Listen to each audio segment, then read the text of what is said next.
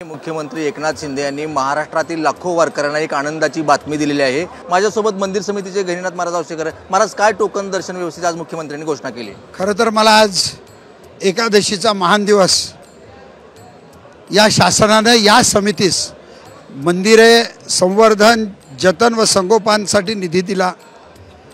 कर्मचाऱ्यांचे अनेक प्रश्न मार्गी लावले व गेल्या 3 दिवसापूर्वी वारकऱ्यांना सुलभ व चांगले दर्शन व्हावे यासाठी टोकन दर्शनची मागणी व 100 कोटी रुपयाची मागणी केली। एकूण विस्तारित खर्च 100 कोटी 103 कोटीचा आहे। तर मुख्यमंत्र्यांना मी 3 दिवसापूर्वीच पत्राशेडला ज्यावेळेस त्यांनी पाहणी करायला आले त्या दिवशी आम्ही त्यांना विनंती केली।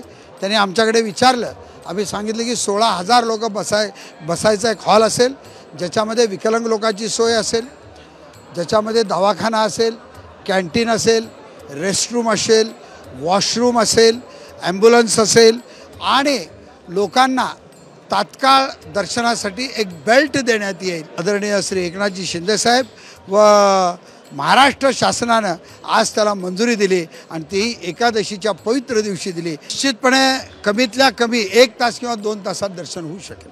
कॅमेरामन आदर्श कटकेसह भारत नागने, साम टीव्ही न्यूज, पंढरपूर।